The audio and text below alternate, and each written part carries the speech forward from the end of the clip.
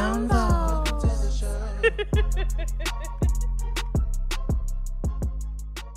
Welcome back to Candid Conversations with Carmen. I'm your host. What?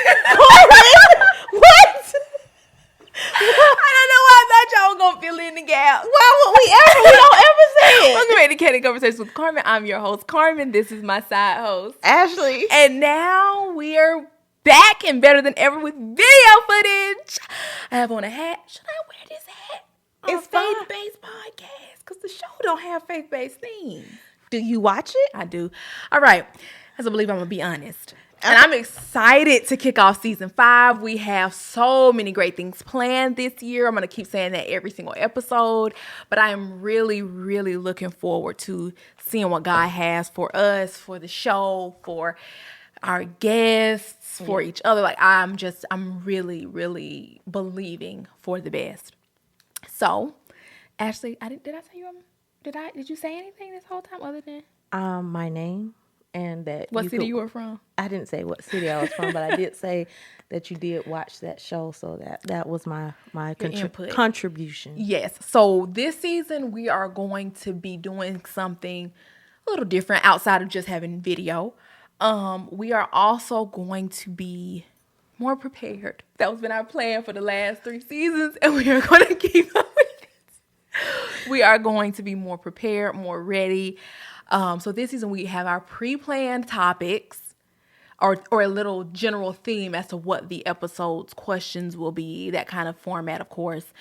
Today, Ashley, you pushed for today's topic, and I was not really wanting to do it, but I'm going to let you live so you can introduce it since it was your plan. I wanted to introduce this topic of how do you manage or work through grief.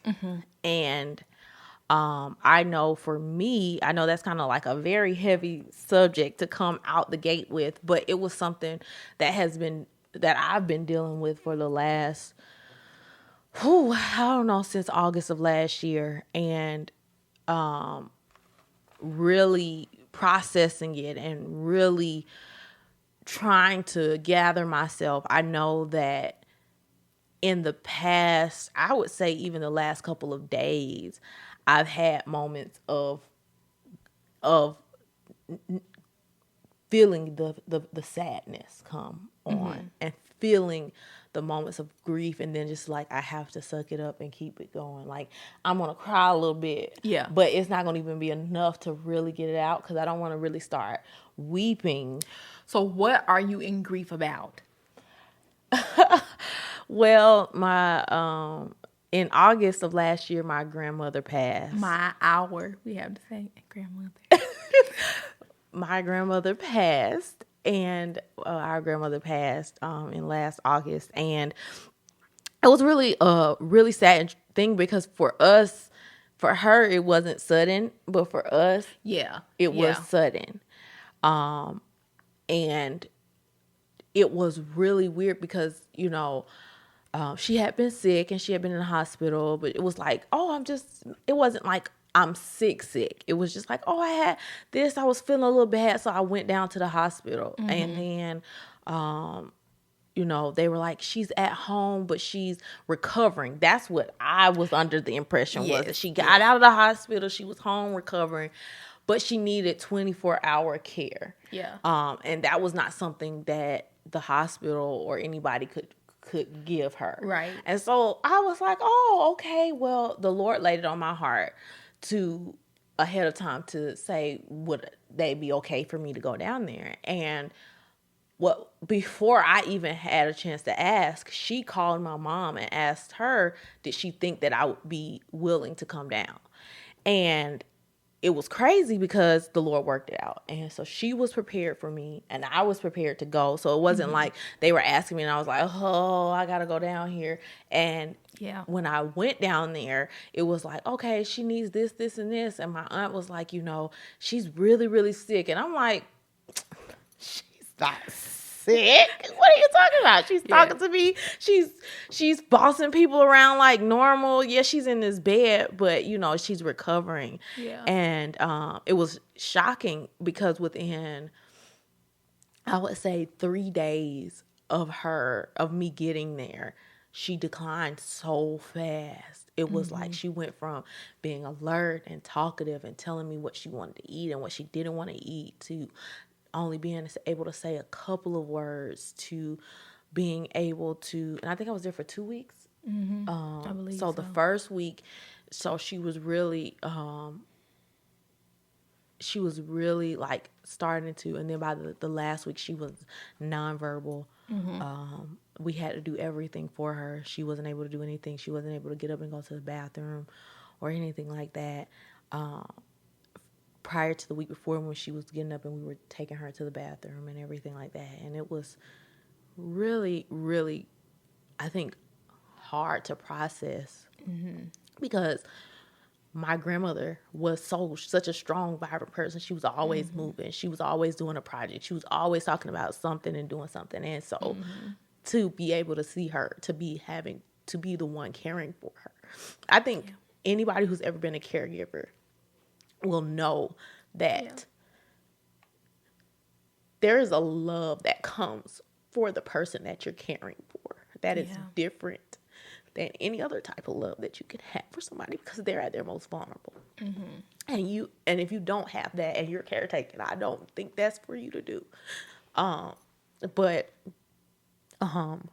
sitting there with her and talking with her and her telling me like, Ashley, I love you, and thank you so much. And I was like, this is the least that I can do for you.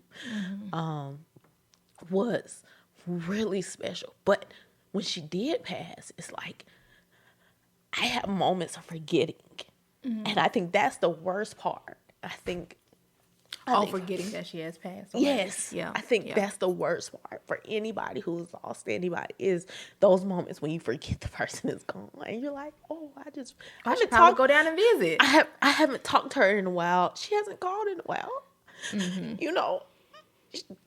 I haven't talked to her in a while, And so the other night I was sitting here and we were talking about going over storyboard and what we're going to talk about. And I'm looking crazy, but I'm sitting here and we're talking and we're going through and I'm looking through my notes. I don't even know why I started going through my notes on my phone, but I went through the notes of last year. So I just started scrolling through my notes, and as I'm going through it, I see some of the things that I wrote after she died, and it was like, you've only been gone a day, but I already miss you saying you look pretty now. All these things that she used to tell us, you can stand up on the table and sing it all you want when I was like 4 or 5. All those things in the moment, in the day-to-day you forget. And then once they're gone, all you have is the memories of the times that you had. So it's important I was seeing the importance of grabbing on. But as I was saying, with grief, I feel like it's just never ending. It's like, when does the grief end? When does the sadness go away? When will it not hit me? When will I not just want to burst out into tears?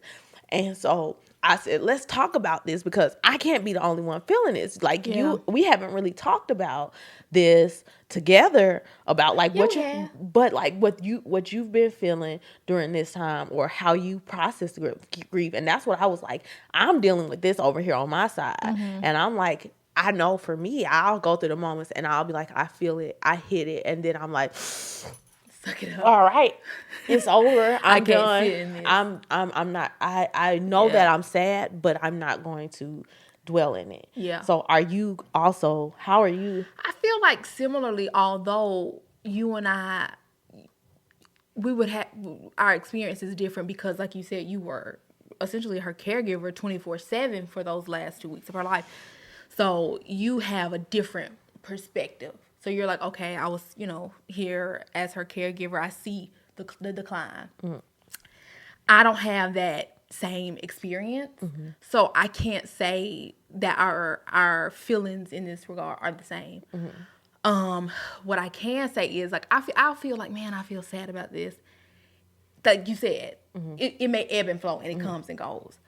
So I feel like I haven't really maybe processed. The thing is, I feel like everybody processes grief so differently. Yeah. And so there's certain things I'm like, I don't really want to focus on this, you know? So I'll be like, okay, let's get on to something else. And so I don't know. So do you just not want to, because you don't want to focus on that, do you think you have not even really tapped into what the grief was? Did you cry? Did you, like, when you were there, because we were all there. Yeah, of course I cried.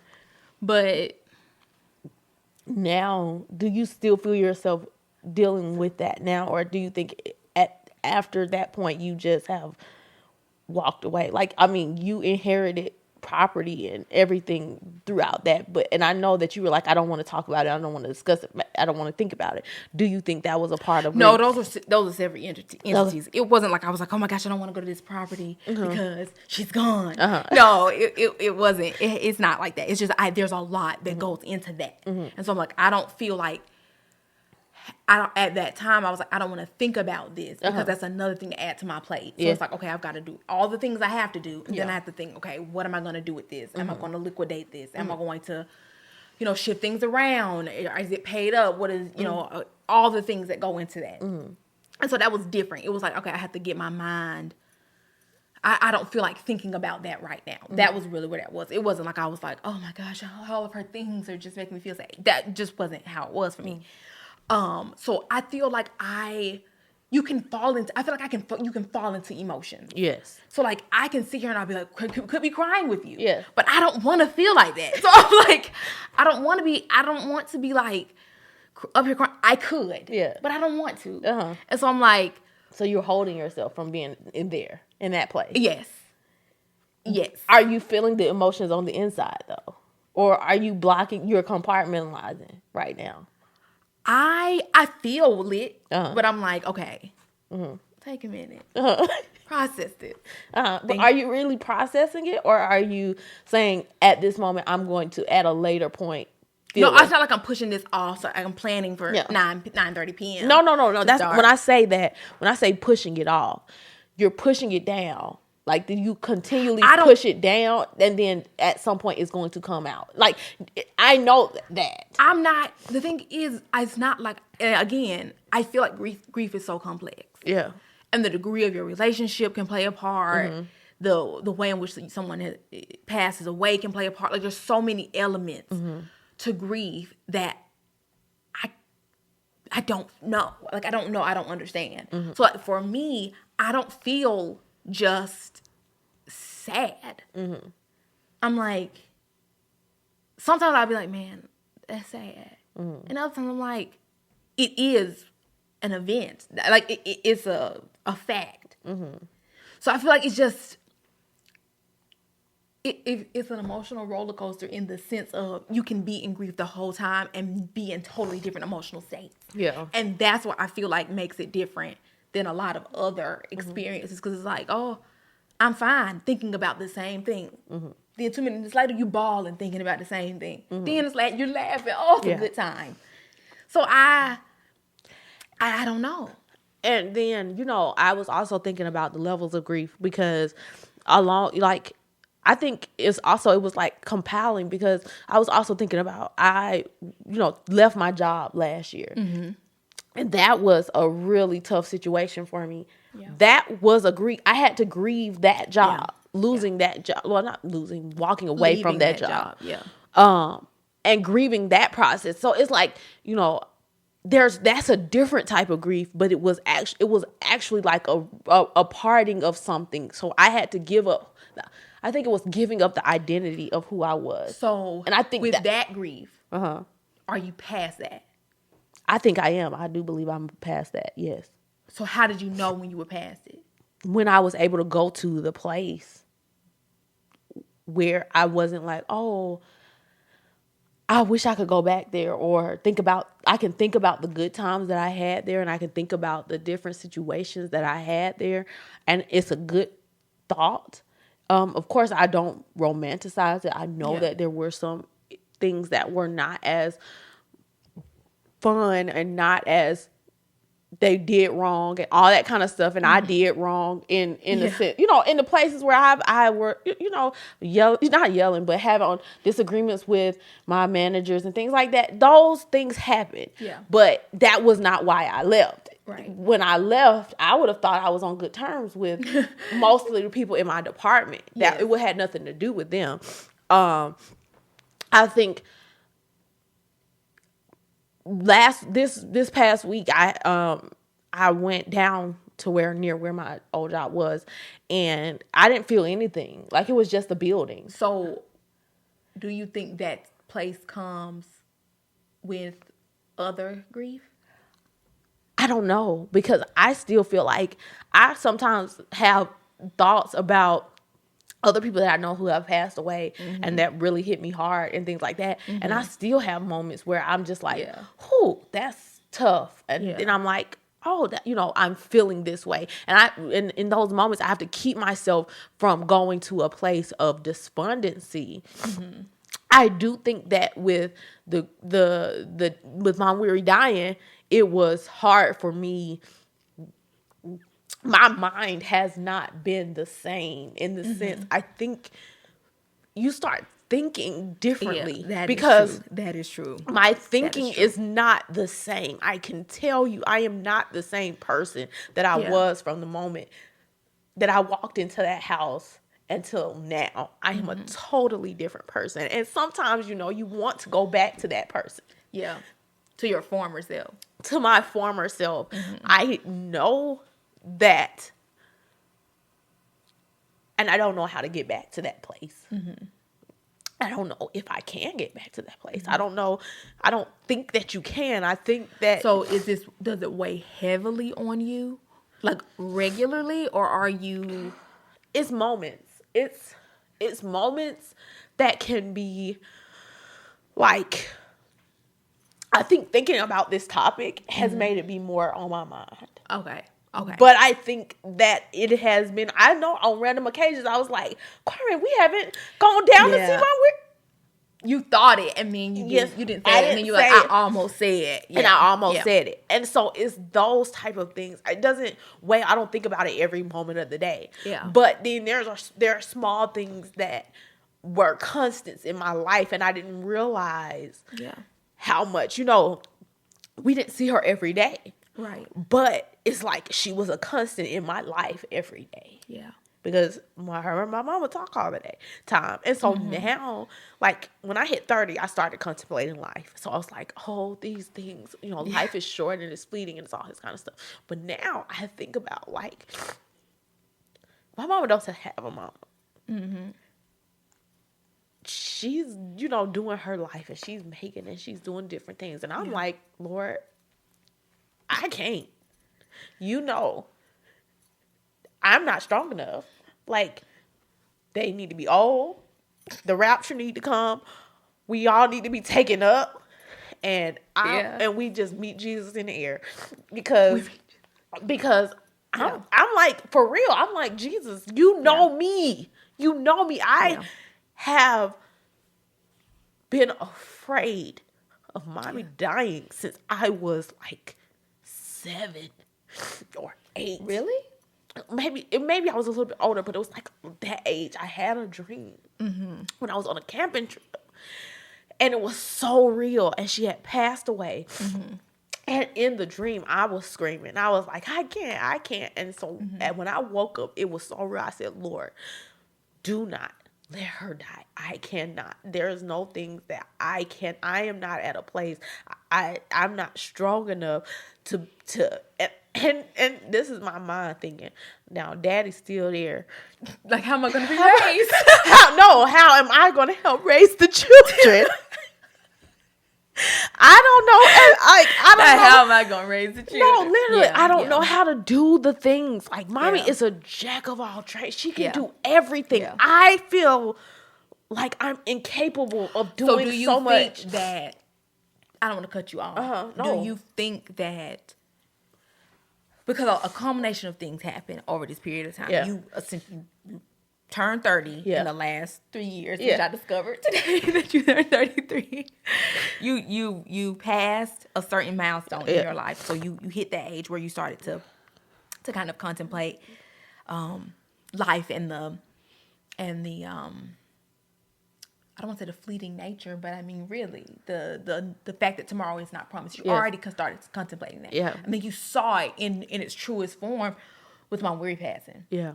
And then you kind of delve back. It kind of falls back on you had that dream years gone by as a child, and you're like, oh my gosh, this is a potential reality. Do you feel like possibly Mom Weary's passing almost reignited the fear?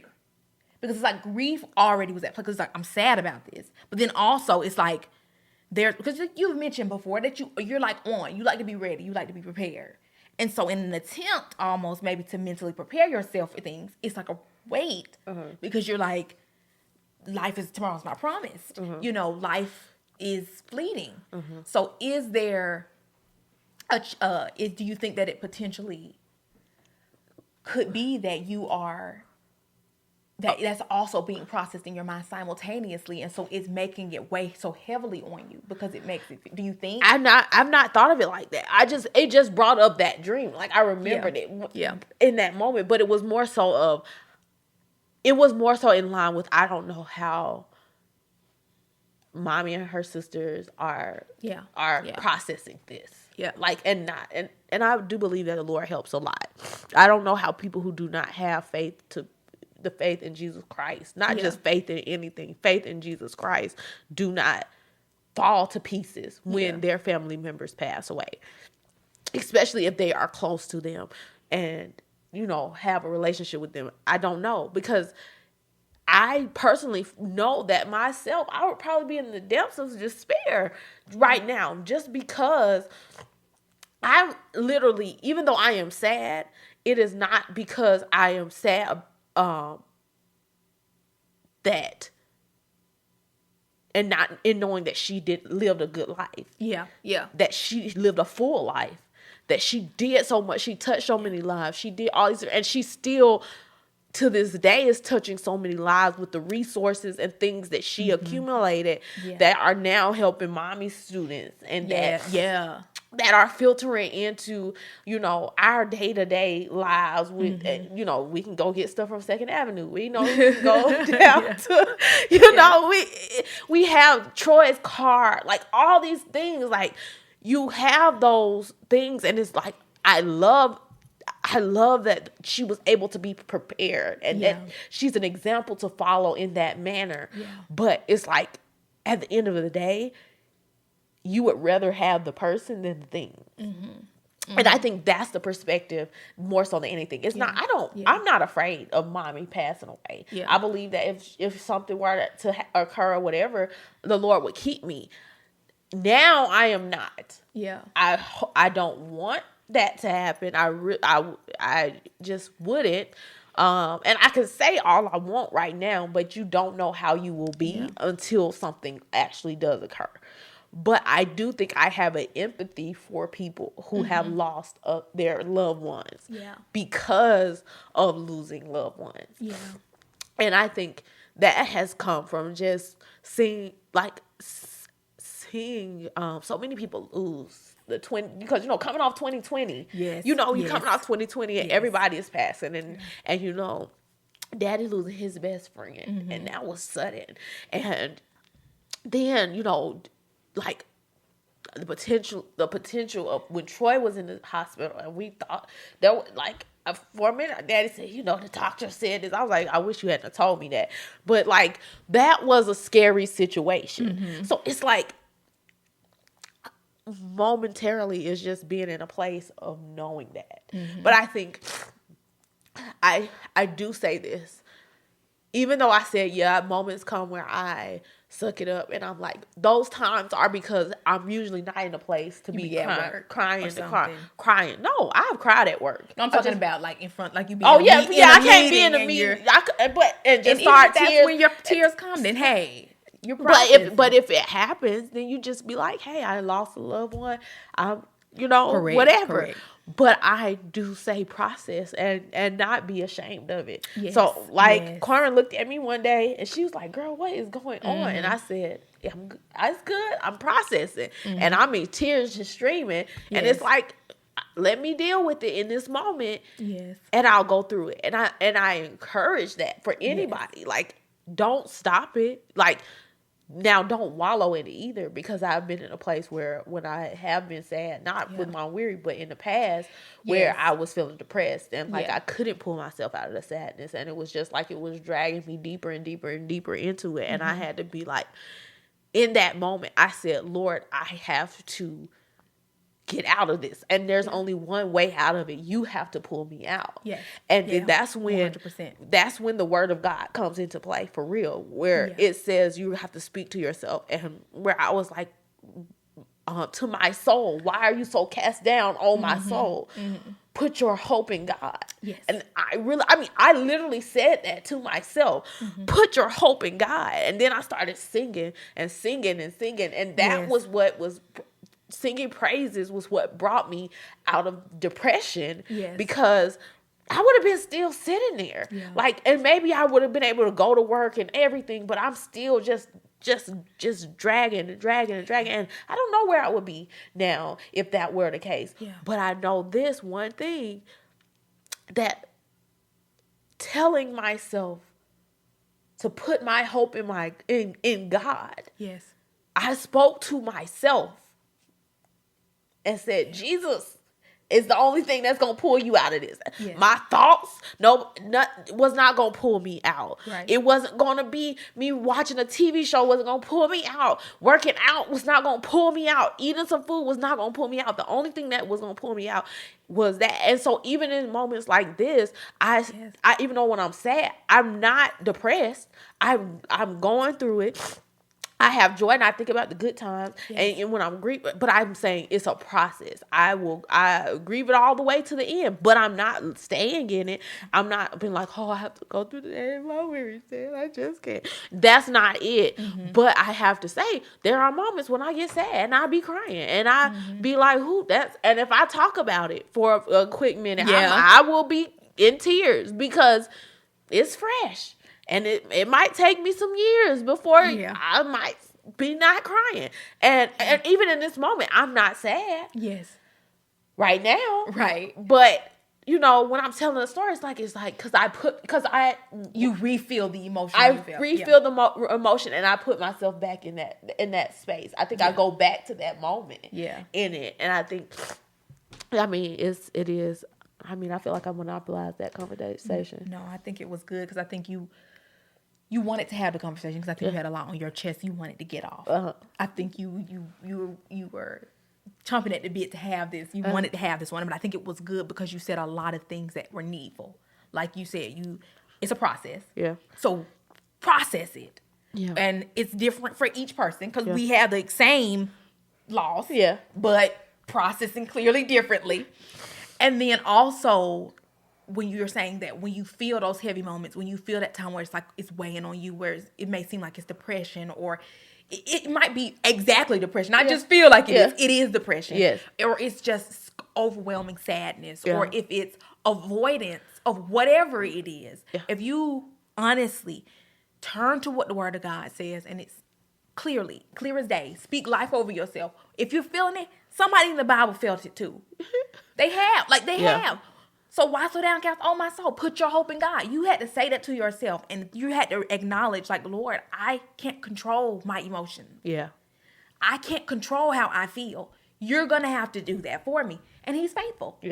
And so in knowing that, like, so I said, I really think it was really, really a benefit to have the conversation. Like I said, I maybe wasn't as vocal, but we're at different stages. So I'm glad you monopolized the time, but we are out of time. We're out of time. I do want to say one more thing. Yes.